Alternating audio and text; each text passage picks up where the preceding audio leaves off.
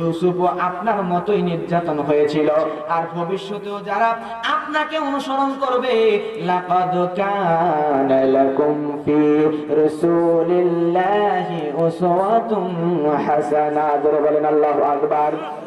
ভবিষ্যতেও যারা আপনি নবীকে অনুসরণ করবে, তারা ওই ইউসুফ নবীর উপর আর আপনার উপর যেমন নির্যাতন এসেছে, ভবিষ্যতেও তাদের উপরও তেমন নির্যাতন আসবে। জোরে বলেন ঠিক কিনা? এখন আসেন 4 নম্বর আয়াত তেলাওয়াত করেছি, ইয ক্বালা ইউসুফু লিআবিহি ইয়া আবাতি ইন্নী রাআইতু আহাদা আশারা কাওকাবা ওয়াশ-শামসি ওয়াল কমারা রাআইতুহুম লি সাজিদিন। এই আয়াতটা নাযিল হলো কেন দেখেন। আল্লাহ রাব্বুল আলামিনের পয়গম্বর হযরত ইউসুফ আলাইহিস সালাম যখন তিনি ছোট ছিলেন, ছোট অবস্থায় ইউসুফের মা মারা গেছে। আচ্ছা বলেন তো, যে কোনো বাচ্চা যখন হয়, ছোট অবস্থায় যদি মারা যায়, এই যে মুরব্বী, ওনার বাচ্চা হওয়ার পরে কয়েকদিন পরে, কিছুদিন পরে যদি এই বাচ্চার মা মারা যায়, তাহলে ওই বাচ্চার প্রতি মুরব্বীর কিন্তু বেশি মায়া তৈরি হয়ে যাবে। কথা বলেন ঠিক কিনা? স্বভাবতই যখন মানুষদের সন্তান হয়, আর বুড়ো বয়সে সন্তান হলে সন্তানের প্রতি একটু আলাদা রকম ভালোবাসা থাকে, এটা তো থাকেই। কিন্তু ইউসুফের বাবা তো মুরব্বী হয়ে গেছে, এটাই শুধু না, অল্প বয়সে ইউসুফের মা মারা গেছে। মা মারা যাওয়ার কারণে ইতিম নবী ইউসুফের প্রতি বাবা হযরত ইয়াকুব নবীর ভালোবাসা একটু বেড়ে গেছে। তার মানে বোঝা যাচ্ছে ইউসুফ নবী, তার পিতাও ছিলেন নবী, নাম তার ইয়াকুব। জোরে বলেন আল্লাহু আকবার। হযরত ইয়াকুব আলাইহিস সালাম সন্তানকে অনেক ভালোবাসে, এমনিতেই সন্তানের প্রতি বাবার ভালোবাসা।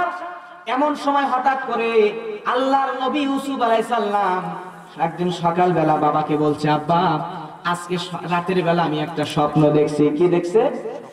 স্বপ্ন দেখছি। বলছে, বাবা স্বপ্নটা হলো এই, আমি ঘুমের মধ্যে দেখলাম 11টা নক্ষত্র আর চন্দ্র সূর্য আমি ইউসুফের পায়ে এসে সিজদা দেয়। জোরে বলেন আল্লাহু আকবার। এটা আল্লাহ জানিয়ে দিচ্ছেন, ইয ক্বালা ইউসুফু লিআবিহি ইয়া আবাতি ইন্নী রাআইতু আহাদা আশারা কাওকাবা ওয়াশ-শামসি ওয়াল কমারি রাআইতুহুম লি সাজিদিন। এটা আল্লাহ জানিয়ে দিচ্ছেন, আল্লাহ জানিয়ে দিচ্ছেন ইউসুফ যখন তার বাবা ইয়াকুবকে বলল, বাবা আমি 11টা নক্ষত্র আর 2টা চন্দ্র আর সূর্য, এই 2টাকে আমার পায়ে সিজদা করতে দেখেছি। নবীরা সবকিছু বোঝেন, কে বোঝে না? তখন ইউসুফের বাবা এই স্বপ্নের কথা শুনে ব্যাখ্যাটা বুঝতে পারলেন। আচ্ছা বলেন তো, ইউসুফ নবীর স্বপ্ন আর আমাদের স্বপ্ন এক না আলাদা? কথা বলেন। আলাদা। আমাদের স্বপ্নগুলো বলি, আমার মুসলমান ভাইয়েরা, একজন বাসের হেল্পার বোঝেন তো আপনারা, বাসের গায়ে এরকম করে বাড়ি দেয়, থাবড়া দেয়, বাড়ি দেয়। আর মনে করেন আপনাদের এখানে বাস স্ট্যান্ড কোথায়? সিরাজগঞ্জ রোডে যায়, বাসের গায়ে বাড়ি দেয় আর বলে ঢাকা ঢাকা ঢাকা। এই লোক প্রত্যেকদিন ঢাকায় যায়। এখন মনে করেন আজকে রাতে ঘুমাইছে, ঘুমানোর পরে ঘুমের মধ্যে স্বপ্নের মধ্যে ওই ঢাকা ঢাকা বলে আর কোথায় যেন বাড়ি দেয়। এখন আর বউ ঘুম থেকে উঠছে, উঠার পরে খেপে গেছে, যাই ওঠো, স্বামী লাফ দিয়ে উঠছে, উঠার পরে দেখতেছে আশেপাশে কি অবস্থা। তখন বউ বলতেছে যে কি হচ্ছে তোমার এত রাত্রে? তখন বলতেছে, এই আমি তো এখনই বাসের গায়ে বাড়ি দিচ্ছিলাম, আমি তো ঢাকা যাচ্ছিলাম, আমার ঢাকা ঢাকা বলতেছিলাম, গাছের গায়ে বাড়ি দিয়ে দিয়ে। বউ তখন বলে যে তুমি ঢাকা যাওনি, গাড়িতে না, তুমি আসো বাড়ি ঘুমাচ্ছিলে। তখন আমি যে বাসের গায়ে থাবা দিলাম, তখন বলছে তুমি বাসের গায়ে বাড়ি দেন, তুমি আমার পিঠের থাবড়াচ্ছিলে। তার মানে বোঝা যাচ্ছে ইউসুফ নবীর স্বপ্ন আর আমাদের স্বপ্ন এক। আমার মুসলমান ভাইয়েরা, আজকালকার যুবকদের কথা যদি বলেন, যুবকরা সারা রাত স্মার্টফোনে ফেসবুক মেসেঞ্জার চালায়। ফেসবুক চালাতে চালাতে ফেসবুকের মধ্যে অন্যান্য মেয়েদের সঙ্গে সেটিং ফিটিং করে। জোরে বলেন ঠিক কিনা? আমি যখন পড়াশোনা করতাম, আমি যখন মেসে থাকতাম, হোস্টেলে ছিলাম, কয়েকদিনের জন্য আমি মেসে ছিলাম। তখন আমি রাতের বেলা ওয়াজ মাহফিল করে যখন ফিরি, রাত 2টা-3টা বেজে যায়, কোনোদিন ফজর হয়ে যায়, আমি রুমের মধ্যে ঢুকে দেখি আমার রুমমেট এখনো ফোন নিয়ে কানের মধ্যে হেডফোন দিয়ে এরকম করে সেটিং ফিটিং করতেছে। জোরে বলেন ঠিক কিনা? এরকম যুবক আছে না নাই? আবার কিছু কিছু যুবক আছে, এরা আবার হিন্দি সিনেমা, বাংলা সিনেমা, নাটকগুলাও মোবাইলের মধ্যে দেখে। কথা বলেন ঠিক কিনা? সারা রাত মোবাইলের মধ্যে হিন্দি সিনেমা, গান বাজনা শোনে। শোনার পরে সকালবেলা দেখি ফজরের সময় গোসল করার জন্য সবগুলো একেবারে লাইন নিছে। আমি একদিন জিজ্ঞাসা করলাম, দোস্ত তুমি এই সময় সকালবেলা গোসল করার জন্য আসছো কেন শীতের সময়? তখন বলতেছে, হুজুর আজকে যখন ঘুমাইছিলাম ঘুমের মধ্যে নায়িকা আসছিল। জোরে বলেন নাউজুবিল্লাহ। ঘুমায় গেছে, ঘুমের মধ্যে নায়িকা আসছে। আমি বললাম, ভাই একটা সিনেমা করার জন্য কোটি কোটি টাকা লাগে, আর সেই নায়িকা গুলা তোমার ঘুমের মধ্যে কেমন করে আসলো? তখন যুবক বলে, হুজুর আজকে অমুক তামিল হিন্দি সিনেমা দেখেছিলাম, সিনেমার নায়িকার ছবি চেহারা দেখে ভালো লেগেছে, এই নায়িকাই আমার স্বপ্নের মধ্যে চলে আসছে। চিৎকার দিয়ে বলেন নাউজুবিল্লাহ। হাইরে যুবক, জীবন তোমার শেষ। এই যুবকগুলো আজকে অশ্লীল সিনেমা, নাটক, গানগুলো দেখিয়া ওই নায়ক নায়িকাদের দেখে, আর ওইগুলা নিয়ে চিন্তা ভাবনা করার কারণে ওই যুবকদের মনের মধ্যে, স্বপ্নের মধ্যে নায়িকাই চলে আসে। ধরে বলেন ঠিক কিনা? আজকে যুবকদেরকে বলবো, যুবক ভাই, রাত থেকে গান সিনেমা না দেখে আজকে যদি ইউসুফ নবীর মতো আমল করতা, ঈমান দিয়ে নামাজ যদি 5 ওয়াক্ত পড়তে পারতা, তাহলে আমার আল্লাহ তোমার স্বপ্নের মধ্যে ওই রকম করে নায়িকা দিত না। তোমার স্বপ্নের মধ্যে আজও আল্লাহ ওই চাঁদ আর সূর্যকে তোমার পায়ে সেজদা করাতে পারত। করে বলেন ঠিক কিনা? বাস্তব কথা দেখেন, আমি একদিন নাটোরে মাহফিল করলাম।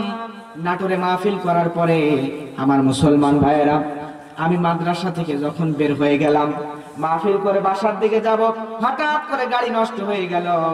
আমি তখন ড্রাইভারকে নিয়ে, ক্যামেরাম্যানকে নিয়ে গাড়ির সাইডে রেখে হুজুরকে বললাম, আজকে আপনাদের এখানেই থাকবো। মাদ্রাসার মধ্যে ফ্লোরে এক সাইডে আমার জন্য বিছানা করে দিল। ক্যামেরাম্যান আর ড্রাইভার শোয়ার সাথে সাথে তাদের ঘুম ধরে গেছে।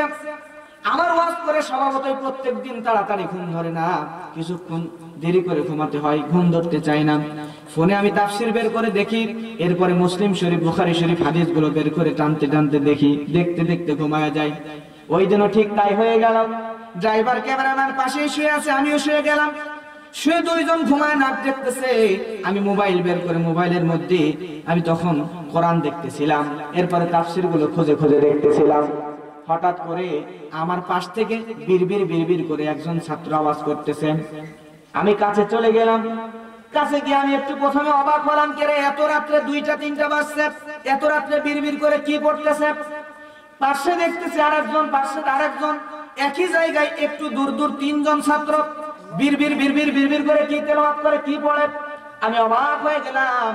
অবাক হয়ে যাওয়ার পরে কিছুক্ষণ পরে আমি ওখানে চলে গেলাম, যে ঘুমায় গেলাম। সকাল যখন হবে, ফজরের নামাজ পড়ে বিদায় হওয়ার আগে হুজুরকে বললাম, ওই 3 ছাত্রকে আমার কাছে আনেন। ওই 3 ছাত্রকে যখন আমার কাছে আনা হলো, আমার কাছে আনার পরে ওই 3 ছাত্র কাছে আসলো। আমি জিজ্ঞাসা করলাম, বলো তো, রাতের বেলা তুমি যখন ঘুমাইছিলা, ঘুমের মধ্যে কি বিড়বিড় করে পড়তেছিলা? শুনলাম একজন পড়তেছিল, আলিফ লাম মিম যালিকাল কিতাবু লা রাইবা ফীহি হুদাল লিল মুত্তাকিন আল্লাযীনা ইউমিনুনা বিল গায়বি ওয়া ইউকিমুনাস সালাতা ওয়া মিম্মা রাযাকনাহুম ইউনফিকুন। জোরে বলেন আল্লাহু আকবার। আরেকজন আরেক সূরা, আরেকজন আরেক সূরা, 3জন 3 সূরা পড়ে। বাকারা যে পড়ছে, আমি জিজ্ঞাসা করলাম, কি তেলাওয়াত করতেছিলা বলো? তখন ওই যুবক বলতেছে, ওই ছেলে বলতেছে, হুজুর আমি যখন ঘুমাইছিলাম, আমি ঘুমানোর মধ্যে স্বপ্নের মধ্যে দেখতেছিলাম হুজুর আমার সামনে বসা, আর আমি হুজুরের সামনে কোরআন শরীফ পড়ে সবক নিচ্ছিলাম। হুজুরের সামনে আমি তেলাওয়াত করতেছিলাম সূরা বাকারা। আসলে সে ঘুমায় গেছে, কিন্তু মাদ্রাসার ছাত্র হওয়ার কারণে ঘুমের মধ্যেও তারা কোরআন তেলাওয়াত করে। জোরে বলেন আল্লাহু আকবার। তারা মাদ্রাসার ছাত্র, তাদের স্বপ্নের মধ্যে কোরআন আসে, আর আমাদের স্বপ্নের মধ্যে নায়িকা আসে। তার মানে বোঝা যায় আমাদের ঈমানের মধ্যে এখনো ভেজাল আছে। জোরে বলেন ঠিক কিনা? ইউসুফ নবী যখন বাবার কাছে বলল, বাবা আমি এই স্বপ্ন দেখেছি, সঙ্গে সঙ্গে বাবা হযরত ইউসুফ নবীকে বলতেছে, বাবা শোনো, ইয়াকুব নবী বলছে, বাবা আজকে তুমি যে স্বপ্ন দেখেছো এই স্বপ্নের কথা তুমি তোমার অন্য ভাই বোনদের কোন ভাইদেরকে বলবা না। ইউসুফের 10 জন ভাই, ধরে বলেন কয়জন? 10 জন ভাই। কোন ভাইকে তুমি এই কথাটা বলবা না।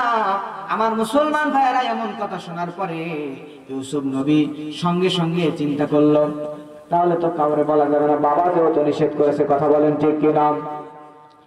আমার ভাইয়েরা, আল্লাহর নবী ইউসুফ চুপ করে থাকলেন, ছোট মানুষ, কিন্তু এইদিকে হযরত ইয়াকুব আলাইহিস সালাম সঙ্গে সঙ্গে চিন্তা করলেন কি করা যায়। তিনি বাবাকে বন্ধ করতে বললেন, কিন্তু পাশের রুমে একজন ইউসুফের বড় ভাই ইয়াহুদার স্ত্রী ছিল। ওই ইয়াহুদার স্ত্রী গেটের কাছে এসে কান লাগায় দিয়েছেন। আমার এলাকায় কিছু কুটনি বুড়ি থাকে কি থাকে না? কুটনি মানে বোঝেন, এর কথা হক লাগায়, ওর কথা হক লাগায়, ওর কথা হক লাগায়, এই করেই বেড়াই, জোরে বলেন ঠিক কিনা? ইয়াহুদার বউ ছিল এই চরিত্রের, মানে এনার কথা ওনার কাছে, ওনার কাছে ওনার কাছে, এবং সবার কথা একজনের কথা আরেকজনের কাছে লাগায়। এখন ইউসুফের বাবা হযরত ইয়াকুব নবী যখন বললেন যে তুমি এই স্বপ্নের কথা কাউরে বলবা না, এমন কথা শোনার পরে এই ইয়াহুদা স্ত্রী এটা শুনে ওই 10 ভাইয়ের কাছে গিয়ে বলে দিচ্ছে, 9 ভাইরে বলে দিচ্ছে, শোনো তোমাদের ভাই ইউসুফের মা মারা গেছে, এরপরে ইউসুফ ছোট, এজন্য এমনিতেই তোমার বাবা ইউসুফকে বেশি ভালোবাসে, কিন্তু আজকে একটা কাহিনী ঘটে গেছে। ইউসুফ এরকম একটা স্বপ্ন দেখেছে যে স্বপ্ন দেখার কারণে ইউসুফের প্রতি তার বাবার ভালোবাসা আরো বেড়ে যাবে, জোরে বলেন আল্লাহু আকবার। 10 ভাই চিন্তা করে, ওই কয়েকজন ভাই মিলে চিন্তা করে, কিন্তু তাই তো এখন এমনিতেই ইউসুফের প্রতি আমাদের বাবার ভালোবাসা এমনিতেই বেশি, আর আজকে এই ঘটনার পর তো আরো বেড়ে যাবে, তাহলে কি করা যায়, কি করা যায়? ইউসুফকে আর একসাথে রাখা যাবে না। 10 ভাই তখন 10 ভাই মিলিয়া এবার একটা ষড়যন্ত্র তৈরি করলো। আমার মুসলমান ভাইয়েরা, 10 ভাই মিলিয়া ষড়যন্ত্র করলো, কি করা যায়? এইবার 10 ভাই মিলে চিন্তা ভাবনা করলো, এরকম একটা গোল টেবিলে বসলো। গোল টেবিলে বসার পরে এই 10 ভাই মিলিয়া সঙ্গে সঙ্গে ডিসিশন নিয়ে নিল, ইউসুফ নবীকে আর রাখা যাবে না, তারে হত্যা করা লাগবে, নাহলে দূরে কোথাও নিয়ে যে ফেলে আসা লাগবে, জোরে বলেন নাউজুবিল্লাহ। এই ডিসিশন নেওয়ার পরে 10 ভাই মিলিয়া আব্বা হযরত ইয়াকুবকে বলল, আব্বা আপনি একটা কাজ করেন, আমাদের ছোট ভাই ইউসুফকে নিয়ে আমরা একটা খেলাধুলা করতে চাই, আমরা তারে নিয়ে একটু দূরে যেতে চাই, আপনি যদি অনুমতি দেন তাহলে ইউসুফকে নিয়ে আমরা দূরে যেয়ে একটু খেলাধুলা করব। আল্লাহর নবী হযরত ইউসুফ আলাইহিস সালামকে নিয়ে যখন যেতে চাইলেন, বাবা তখন বললেন, না আমার ছেলেকে দেব না, কারণ আমার সন্তানকে নিয়ে গেলে তোমরা কোনো নিশ্চয় বিপদে ফেলবা। বিপদের আশঙ্কা করিয়া ইয়াকুব নবী যখন তারে নিয়ে যেতে দিতে চাই না, তখন বাবার সামনে সন্তানকে 10 ভাই মিলে কোলে তুলে নিল। কোলে তুলে নেওয়ার পরে এই সন্তানকে এক ভাই আরেক ভাইয়ের কোলে দেয়, আরেক ভাই আরেক ভাইয়ের কোলে দেয়, এরকম করে আদর করে। বাবা এটা দেখার পরে বলল, না আমার সন্তানকে নিয়ে যেতে দেব না। কিন্তু বাবা যখন ওখান থেকে চলে গেল, 10 ভাই মিলিয়া ইউসুফ নবীকে নিয়ে এইবার চলে গেল জঙ্গলের দিকে। জঙ্গলের দিকে যাওয়ার পরে হযরত ইউসুফ আলাইহিস সালাম এতক্ষণ 10 ভাইয়ের কোলে ছিল, 10 ভাইয়ের কোলে ছিল, 10 ভাইয়ের কোলে ছিল। 10 ভাইয়ের কোলে থাকা অবস্থায় ইউসুফ আলাইহিস সালামকে যখন দূরে নিয়ে চলে গেল, বনের মধ্যে নিয়ে গেল, বনের মধ্যে নিয়ে যাওয়ার পরে এইবার 10 ভাই মিলে এবার আর কোলে না, ইউসুফ নবীকে এইবার হাত থেকে নিচে দূরে করে ফেলে দিল। জোরে করে এরকম করে আছাড় দিল। আছাড় দেওয়ার পরে ইউসুফ ছোট্ট মানুষ কান্না শুরু করে দিল। কাঁদতে কাঁদতে বলে, ভাই আমারে আর মাইরেন না। এখান থেকে ওই ভাইগুলা 10 ভাই বড় বড় মানুষ, বিশাল বডির অধিকারী, তারা এবার ইউসুফ নবীকে ফুটবলের মতো শটাচ্ছে, জোরে বলেন নাউজুবিল্লাহ। ইউসুফ নবীকে একজন শট মারে আর একজন সামনে থেকে মারে। আসলে বলেন তো ইউসুফ নবীর কোনো দোষ ছিল নাকি? কোনো দোষ আছে? ইউসুফ নবীর কোনো দোষ নাই। ইউসুফ নবীর একটা মাত্র দোষ, সেটা হচ্ছে বাবার কাছে অন্য ভাইদের তুলনায় বেশি প্রিয়, ধরে বলেন ঠিক কিনা? আজও যদি আমাদের মধ্যেও কেউ জনগণের কাছে বেশি প্রিয় হয়, তাহলে সেই মানুষটাকে ইউসুফ নবীর মতো ষড়যন্ত্রের শিকার হতে হয়, ধরে বলেন ঠিক কিনা? আমাদের মধ্যে দুজন মানুষ ছিল, কোরআনের আলোচনা করলে লক্ষ লক্ষ মানুষ হয়, হাজার হাজার মানুষ হয়, শুধুমাত্র কোরআনের আলোচনা করার কারণে যাদের জনপ্রিয়তা আকাশচুম্বী, হাজার হাজার লক্ষ লক্ষ মানুষ আসে, এদের জনপ্রিয়তা দেখে এক শ্রেণীর মানুষের সহ্য হয় নাই, ধরে বলেন ঠিক কিনা? জনপ্রিয়তা থেকে সহ্য না হওয়ার কারণে আজকে একটা কোরআনের পাখি খাঁচার মধ্যে বন্দী, আর একজনকে নিজের দেশ ত্যাগ করে অন্য দেশে যায় থাকা লাগতেছে। করে বলেন ঠিক কিনা? তাদের কোনো দোষ নাই, খুন করেনি, ধর্ষণ করেনি, তারা কোন রকম খারাপ কাজের সঙ্গে জড়িত হয় নাই। তাদের শুধু একটা মাত্র দোষ, তারা কোরআনের আলোচনা করে। একটা মাত্র দোষ, তাদের জনগণের কাছে তারা প্রিয়। তাদের যেখানেই যায় লক্ষ লক্ষ জনগণ একসাথে হয়। যারা বলেন ঠিক কিনা? এই জনপ্রিয়তার কারণে আজকেও যেমন তাদেরকে খাঁচাই বন্দী হওয়া লাগে, দেশ ছাড়া হওয়া লাগে, তেমন করে ইউসুফ নবীরও কোনো দোষ ছিল না। একটাই দোষ ছিল, বাবার কাছে বেশি প্রিয় হওয়া। জোরে বলেন ঠিক কিনা? আমার মুসলমান ভাইয়েরা, 10 ভাই যখন লাঠি দেয়, এই ভাই লাঠি দিয়ে ওই ভাইয়ের কাছে দেয়, ওই ভাই লাঠি দিয়ে আরেক ভাইয়ের কাছে দেয়। এইরকম করতে করতে ইউসুফ নবী কান্না শুরু করে দিল, ব্যথায় কাতর হয়ে গেল। বড় ভাই ইয়াহুদার পাটা চেপে ধরার বলতেছে, ভাই তুমি আমারে মারতেছো, সবাই ভাই মিলে আমারে মারতেছে, এভাবে মারলে আমি মরে যাবো ভাই, দয়া করে আমারে আর মেরো না। আমার বাবার অমূর্ত মানে ইয়াহুদা, তুমি তো আমার অভিভাবক, তুমি কেন আমারে মারতেছো? কি কারণে এরা মারতেছে? তুমি আমার অভিভাবক, দয়া করে তুমি এদের হাত থেকে আমারে বাঁচাও। বড় ভাই ইয়াহুদার একটু মায়া হলো, সঙ্গে সঙ্গে বলতেছে, ও ভাইরা তোমরা একটু থামো, আমরা কিন্তু ইউসুফকে হত্যা করার বিলে পাস করি নাই, ইউসুফকে হত্যা করার জন্য এখানে নিয়ে আসি নাই, আমরা ইউসুফকে দূরে ফেলে দেওয়ার জন্য নিয়ে এসেছি। তোমরা এভাবে ইউসুফকে আঘাত করো না, ইউসুফকে এখান থেকে নিয়ে আমরা অন্য জায়গায় ফেলে দিয়ে আসি। ইউসুফ নবীকে নিয়ে চলে যাওয়া হলো। দূরে যাওয়ার পরে একটা কূপের কাছে নিয়ে গেল। কূপের কাছে নিয়ে যাওয়ার পরে আমার মুসলমান ভাইয়েরা, এইবার আল্লাহ আয়াত নাযিল করে এই বিষয়টা জানিয়ে দিচ্ছেন, ইয়াকতুলু ইউসুফা আবি ওয়াতরাহুহু আরদান ইয়াখলু লাকুম ওয়াজহু আবিকুম ওয়া তাকুনু মিন বাদিহি কওমান সালিহিন। আল্লাহ জানাচ্ছেন ইউসুফ ছিল ষড়যন্ত্র শিকার। কথা বলেন ঠিক কিনা? ইউসুফকে নিয়ে যায় আবার কূপের মধ্যে ফেলে দিবে। ইউসুফ নবী কি করল? ওইখানে যখন দাঁড়ায় আছে, ইউসুফ নবীর গায়ে একটা জুব্বা আর একটা পায়জামা পরা। এমন সময় সব ভাই মিলিয়া ইউসুফের জুব্বা খুলে নিচ্ছে, পায়জামা খুলে নিয়ে উলঙ্গ করে ইউসুফ নবীকে পানির মধ্যে ফেলবে। ইউসুফ নবী তখন বলতেছে, ভাই রে, তোমরা তো আমাকে ফেলে দিয়ে যাবা, জামা কাপড় খুলে আমার উলঙ্গ করো না। আমি যদি এখানে কূপের মধ্যে পড়ে মারা যাই, তাহলে আমার জুব্বা আর পায়জামা আমার কাফনের কাপড় হবে। আর যদি মারা না যেয়ে বেঁচে যাই, তাহলে এটা দিয়ে আমি আমার শরীরটাকে ঢাকতে পারবো, ইজ্জতটাকে ঢাকতে পারবো। আমার মুসলমান ভাইয়েরা, এমন কথা বলার পরে হযরত ইউসুফের অন্য ভাইগুলো দয়া হলো না। সব ভাই মিলে টেনে হিঁচড়ে ইউসুফের জুব্বাটা খুলে নিল। পায়জামাটা খুলবে, কিন্তু কোনো মতেই খুলতে দিল না। ইয়াহুদা বলল, অত জোরাজুরি করার দরকার নাই, একে এখনই ফেলে দাও, এখনই ফেলে দাও।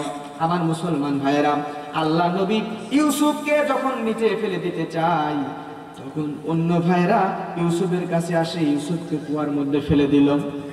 ইউসুফকে কুয়ার মধ্যে ফেলে দেওয়ার পরে ইউসুফ নবী যখন কুয়ার মধ্যে পড়ে গেল, সঙ্গে সঙ্গে অন্য ভাইগুলো ইউসুফকে রেখে সব মিলে চলে গেল। কিছুক্ষণ পরে ওই সাইড দিয়ে একদল কাফেলা যাচ্ছিল। এই কাফেলা হাঁটতে হাঁটতে আল্লাহ রব্বুল আলামিন ইউসুফকে বাঁচাবেন বলে আল্লাহ রব্বুল আলামিন ওই কূপের পাশ দিয়ে ওই কাফেলার পথ ভুলে দিয়ে কূপের সাইড দিয়ে রাস্তা দেখায় দিয়েছেন। জোরে বলেন আল্লাহু আকবার। মুফাসসিরগণ লিখেছেন, ইউসুফ নবী যেই কূপের মধ্যে আসছে, ওই কূপের অন্য রাস্তা দিয়ে তারা যাচ্ছিল, কিন্তু আল্লাহ ভুলায়া ওই কূপের সাইড দিয়ে নিয়ে আসছে। ওদেরও পানির প্রয়োজন ছিল, পানি খাবে। এখন একজন বালতি ঢোকায় দিয়েছে পানি নেওয়ার জন্যে। দেওয়ার পরে ওর ভিতরে থেকে যখনই ওই বালতিটা তুলল, বালতির সঙ্গে আল্লাহ নবী ইউসুফ উঠে আসলেন। জোরে বলেন আল্লাহু আকবার। অনেক সময় পার হয়ে গেছে, ইউসুফ নবীকে যখন বালতিতে করে তুললেন, ওই 10 ভাই চিন্তা করল, আমাদের ইউসুফ কি এখন কি অন্য কোনো অবস্থায় আছে, কি মারা গেছে না বেঁচে আছে, দেখে আসার দরকার। তারা যখন ইউসুফ নবীর কাছে আসলো, আসার পরে এইবার তারা দেখতে পেল ইউসুফ নবীকে ওই কাফেলার লোকেরা তুলছে। তারা চিন্তা করলো এর ভালো দামে বিক্রি করা যাবে। 10 ভাই এসে গেছে ওই জায়গায়, এসে বলতেছে, ওইটা হলো আমাদের গোলাম, আমাদের কাছ থেকে পালায়া গিয়েছিল। ধরে বলেন নাউজুবিল্লাহ। এখন যদি এই ইউসুফকে তোমরা নিয়ে যেতে চাও তাহলে আমাদেরকে 22 থেকে 24 দিরহাম অথবা 20 থেকে 22 দিরহাম তখনকার সময়ে এই টাকাটা আমাদেরকে তোমার দিতে হবে। আমাদেরকে যদি এই টাকাটা তোমরা দিতে পারো তাহলে আমাদের গোলামকে নিয়ে যেতে পারো, আর নতুবা তোমাদের চোর বলে তোমাদের বিরুদ্ধে আমরা গিয়ে মামলা করবো। জোরে বলেন আল্লাহু আকবার। এইবার বিপদে পড়ে গেলেন তারা। বিপদে পড়ে যাওয়ার পরে সঙ্গে সঙ্গে চিন্তা করলেন এই অল্প দামে ইউসুফকে আমরা কিনে নিতে পারি। 18 থেকে 21 দিরহাম দিয়ে ইউসুফ নবীকে তারা কিনে নিল। কিনে নেওয়ার পরে এইবার সবাই ইউসুফ নবীকে নিয়ে ওই জায়গা থেকে মিশরের উদ্দেশ্যে রওনা দিল। রাস্তা দিয়ে যাইতে যাইতে যখন মিশরে একটা বড় বাজারে উপস্থিত হয়ে গেল, বাজারে উপস্থিত হয়ে গেল, যাওয়ার পরে ইউসুফ নবীকে বিক্রি করবে। ইউসুফ নবীকে বিক্রি, মানুষ বিক্রির নিয়ম ছিল তখন।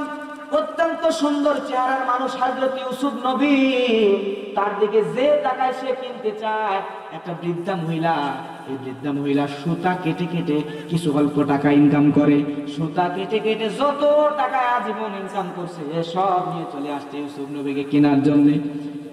কিন্তু এইবার তারা দাম দর করে, যেই কেনার জন্য আসে সেই দাম দর করে, যেই কেনার জন্য আসে সেই দাম দর করে। হঠাৎ করে ওই রাস্তা দিয়ে মিশরের অর্থমন্ত্রী আজিজে মিশর যাচ্ছিল। অর্থমন্ত্রী এই রাস্তা দিয়ে যাওয়ার সময় চিন্তা করতেছে, এই ছেলে দেখে, যে ছেলের দিকে তাকায় চিন্তা করতেছে এই ছেলে যেমন তেমন ছেলে না, এই ছেলের ভবিষ্যৎ উজ্জ্বল, ভবিষ্যতে ভালো কিছু হবে। জোরে বলেন আল্লাহু আকবার। ইবনে মাসউদ বলে তিনজন ব্যক্তি পৃথিবীর সবচেয়ে চালাক কয়জন? 3 জন। ইবনে মাসউদ বলছেন 3 জন। 1 নাম্বার হলো হযরতে আবু বকর সিদ্দিক রাদিয়াল্লাহু তাআলা আনহু।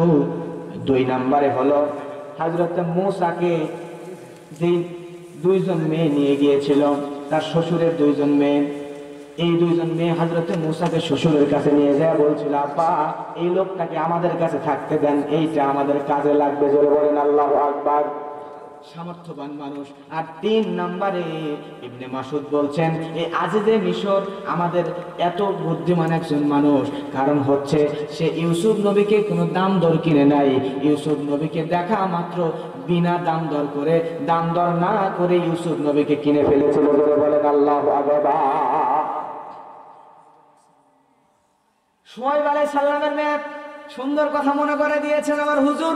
আমার মুসলমান ভাইয়েরা, শুআয়ব আলাইহিস সালামের 2 জন মেয়ে হযরত মূসা আলাইহিস সালামকে দেখার পরে তারা মূসা আলাইহিস সালাম তাদের 2 জন মেয়েকে পানি উঠায় দিয়েছিল, কুয়া থেকে পানি উঠায় দিয়ে সহযোগিতা করেছিল। এই জন্য বাবার কাছে গিয়ে বলেছিল, বাবা এই লোকটা কাজের লোক, ভালো কাজ কাম করতে পারে, আপনি বৃদ্ধ হয়ে গেছেন, এই মানুষটাকে আমাদের বাড়িতে কাজে রাখলে এই মানুষটার দ্বারা আমাদের উপকার হবে। এই মেয়ে আর আজিজে মিশর আর আবু বকর 3 জন চালাক। ইবনে মাসউদ বলেন জোরে বলেন আল্লাহু আকবার। এইবার আজিজে মিশর হযরত ইউসুফ আলাইহিস সালামকে বিনা দাম দর করে যা টাকা চেয়েছিল সেই টাকা দিয়ে কিনে নিল। কিনে নেওয়ার পরে এইবার রাজ দরবারে চলে গেল। তার মানে বোঝা যাচ্ছে আমি আপনি যেই হই না কেন, আমরা শুধুমাত্র কষ্ট না করে, পরীক্ষা না দিয়ে ভালো জায়গায় যেতে পারবো। ইউসুফ নবী 10 ভাই মারছে, মারার পরে কূপের মধ্যে ফেলে দিয়েছে। এতদিন কূপের মধ্যে ফেলে না, এই জন্য গরিব সংসারে ছিল। কিন্তু যেই না ইউসুফ নবীকে কূপের মধ্যে ফেলা হয়েছে, কূপ থেকে উঠায়া আল্লাহ রাব্বুল আলামিন ইউসুফ নবীকে রাজ দরবারের মধ্যে ঢুকায়া দিয়েছেন। জোরে বলেন আল্লাহু আকবার। তার মানে বোঝা যাচ্ছে আপনার উপরে যদি নির্যাতন আসে, আপনাকেও যদি হত্যার ষড়যন্ত্র করে, আর আপনি যদি ইসলামের পথে অবিচল থাকেন, আমার আল্লাহ আপনাকে অত্যন্ত বড় সম্মানের অধীনে অধিষ্ঠ করবে। জোরে বলেন ঠিক কিনা? আমার মুসলমান ভাইয়েরা, ইউসুফ নবীকে আজিজে মিশর নিয়ে চলে গেল। যাওয়ার পরে বাসার মধ্যে জুলাইখাকে বলল, আমাদের এই ছোট্ট সন্তানকে ঘরে দেখায় দাও, এই বাচ্চাটাকে আমাদের বাড়িতে লালন পালন করব, সুন্দর করে লালন পালন করে এই সন্তানকে আমরা ভালো করে লালন পালন করে বড় করে তারপরে এই সন্তান আমাদের ভবিষ্যতে কাজে লাগবে। জোরে বলেন আল্লাহু আকবার। আমার মুসলমান ভাইয়েরা, এরকম করে ইউসুফ নবী আজিজে মিশর অর্থমন্ত্রীর বাড়িতে লালন পালন হচ্ছে। হতে হতে যখন তিনি অনেক বড় হয়ে গেলেন, তিনি আগের থেকে ইসলাম পরিপূর্ণ ইসলামের মধ্যে দাখিল হয়ে গিয়েছিলেন। আল্লাহ বলছেন, ইয়া আইয়ুহাল্লাযীনা আমানু দুখুলু ফিস-সিলমি কাফা। জোরে বলেন আল্লাহু আকবার। আল্লাহ পরিপূর্ণ ইসলামের মধ্যে দাখিল হতে বলছেন। ইউসুফ নবী পরিপূর্ণ ইসলামের মধ্যে দাখিল হয়েছিলেন, ছোটবেলা থেকে ইসলামের মধ্যে দাখিল হয়েছিলেন। তিনি ছোট থেকেই সঙ্গে যেরকম করে থাকা উচিত, পর্দা করা উচিত, ওরকম করেই বড় হচ্ছিলেন। আমার মুসলমান ভাইয়েরা, ইউসুফ নবী যত বড় হয় তত তার সৌন্দর্য ফুটে ওঠে, চেহারা এত সুন্দর হয়। মুফাসসিরগণ বলেন আমাদের নবী ছিল লাবণ্যময় সুন্দর, আর ইউসুফ নবী ছিল সাদা সুন্দর। ইউসুফ নবীকে তখনকার সময়ে মেয়েরা দেখতে গেলে লাউ কদু কাটতে গিয়ে, ফল কাটতে গিয়ে হাত আঙ্গুল পর্যন্ত কেটে ফেলতো, চিৎকারে দিয়ে বলেন আল্লাহু আকবার। এত সুন্দর ইউসুফ নবী যৌবনে পদার্পণ করার পরে জুলাইখা ইউসুফের প্রতি আসক্ত হয়ে গেল। জুলাইখা মনে মনে ভাবলো, যে ছেলে দেখতে এত সুন্দর, তার সাথে যদি আমার শারীরিক সম্পর্ক হয় তাহলে না জানি আরো কত সুন্দর হবে। জোরে বলেন নাউজুবিল্লাহ। এই চিন্তা করে জুলাইখা একদিন হঠাৎ করে ইউসুফ নবীকে প্রস্তাব দিল, ইউসুফ শোনো এদিকে আসো। ইউসুফকে দাসী দিয়ে ঘরের মধ্যে ডাকায় নিল। ডাকায় নেওয়ার পরে ঘরের মধ্যে ঢুকে এবার দরজাটা লাগাইয়া দিল।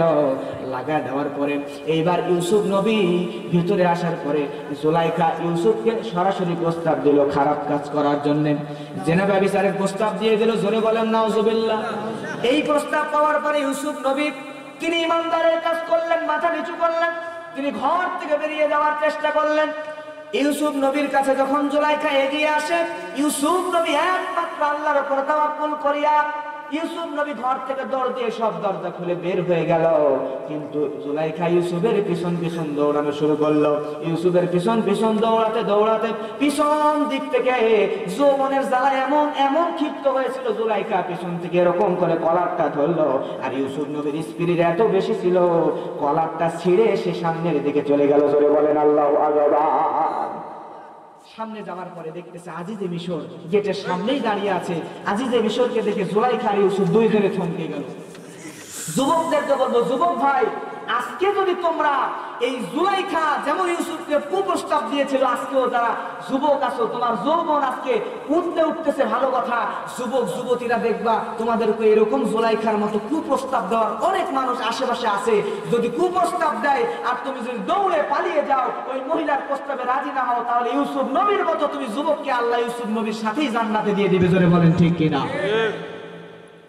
আমার মুসলমান ভাইয়েরা,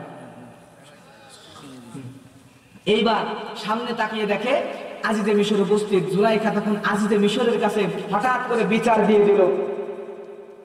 দোষটা ছিল কার বলেন তো? মনোযোগ দিয়ে শুনতেছেন তো? জুলাইখার দোষ। সামনে দৌড়ে গেছে, পিছন দিকের কলার ধরছে। কলার ধরার পরে এত জোরে স্পিড ছিল, কলার ছিঁড়ে ইউসুফ ধরে চলে গেছে। এখন পিছনে যদি কলার ছিঁড়া থাকে তাহলে বোঝাই যাচ্ছে পিছন থেকে টেনে ধরছিল। কথা বলেন ঠিক কিনা? কিন্তু স্বামীকে দেখার পরে স্বামীর কাছে বলছে, স্বামী দেখেন, আমার বাড়িতে লালন পালন হওয়ার পরে এই ইউসুফ আজকে আমার চরিত্র, আমার ইজ্জতের উপরে হামলা করছে। জোরে বলেন নাউজুবিল্লাহ। তখন আজিজে মিশর ইউসুফের দিকে তাকালো, কলারের দিকে তাকালো এবং জুলাইখার দিকে তাকালো। তাকানোর পরে বুঝতে পারলো এইটা কার কাজ, এইটা জুলাইখার কাজ। কিন্তু বুঝতে পারার পরও নিজের সম্মান এবং নিজের প্রেস্টিজকে রক্ষার কারণে তখন ইউসুফকেই দোষী বানায় দিল। জোরে বলেন নাউজুবিল্লাহ। ইউসুফকে দোষী বানানোর পরে ইউসুফকে এবার জেলের মধ্যে ঢুকানো হলো। জেলের মধ্যে ঢুকে বিভিন্ন ঘটনা ঘটে গেছে। ইউসুফকে জেলে ঢুকানোর পরে কিভাবে বের হলো এটা আপনারা শুনতে চান কি চান না? কারা কারা চান একটু হাত তোলেন তো। তোলেন না, চলে যাবেন আগেই। লিল্লাহি তাকবীর। হাত নামান।